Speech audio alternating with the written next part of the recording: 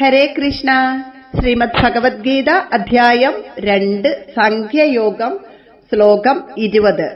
ശ്രീ ഭഗവാനുവാച ന ജായതേ മ്രിയതേ വാ കദാചിത് നായം ഭൂത്വാ ഭവിതാ വാ ന ഭൂയഃ അജോ നിത്യഃ ശാശ്വതോയം പുരാണഃ ന ഹന്യതേ ഹന്യമാനേ ശരീരേ.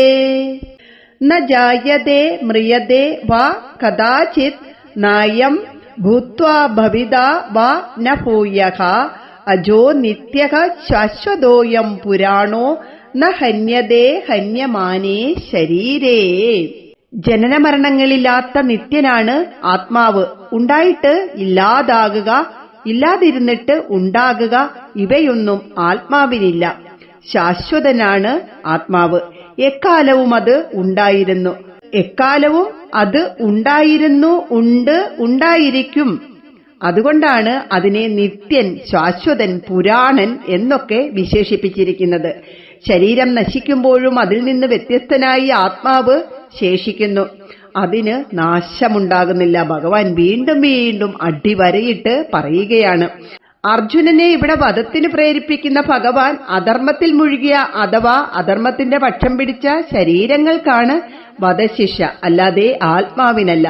ആത്മാവ് ശരീരത്തിൽ നിന്ന് വേറിട്ട് നിലകൊള്ളുന്നു എന്നറിയുമ്പോൾ നശ്വരമായ ശരീരത്തിനേൽപ്പിക്കുന്ന വികാരത്തെ മഹാപാതകമായി കരുതേണ്ടതില്ല എന്നാണ് ഭഗവാൻ പറയുന്നത്. ജഡത്തിലാണ് പരിണാമങ്ങൾ ഉണ്ടാകുന്നത്. ബോധത്തിന് യാതൊരു രൂപഭേദവും ഉണ്ടാകുന്നില്ല. ജനിക്കുക, കുറെ കാലം ഉണ്മയുടെ ഭാവങ്ങൾ പ്രകടിപ്പിക്കുക, പെരുകുക, രൂപഭേദങ്ങൾ ഉണ്ടാകുക, ക്ഷയിക്കുക, നശിക്കുക, ഇവയെല്ലാം ജഡധർമ്മങ്ങളാണ്. ന ജായതേ എന്നതുകൊണ്ട് ജനനത്തെയും ന മ്രിയതേ എന്നതുകൊണ്ട് മരണത്തെയും ആത്മാവിന് നിഷേധിച്ചിരിക്കുന്നു. ഭൂത്വാ ന ഭവിതാ എന്നതുകൊണ്ട് പെരുകുക എന്ന ശരീരധർമ്മത്തെയും നിഷേധിക്കുന്നു. നിത്യൻ, ശാശ്വതൻ എന്നീ വിശേഷണങ്ങൾ രൂപഭേദങ്ങളെ നിഷേധിക്കുവാൻ വേണ്ടിയുള്ളവയാണ്. പുരാണൻ എന്നതുകൊണ്ട് ജഡശരീരങ്ങൾ രൂപം കൊള്ളുന്നതിന് മുമ്പേ തന്നെ ഇവൻ ഉണ്ട് എന്ന് അർത്ഥമാക്കുന്നു. ശരീരം ഹനിക്കപ്പെടുമ്പോഴും ഇവൻ ഹനിക്കപ്പെടുന്നില്ല.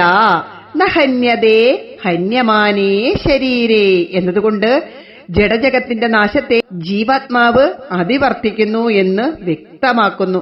ഈ വിധം ചിന്തിക്കുമ്പോൾ ഇല്ലാത്ത ജഡരൂപങ്ങളെക്കുറിച്ച് ചിന്തിച്ച് വേവലാതിപ്പെടുന്നത് മൂഢതയല്ലേ എന്ന് ഭഗവാൻ ചോദിക്കുന്നു. ഹരേ കൃഷ്ണ.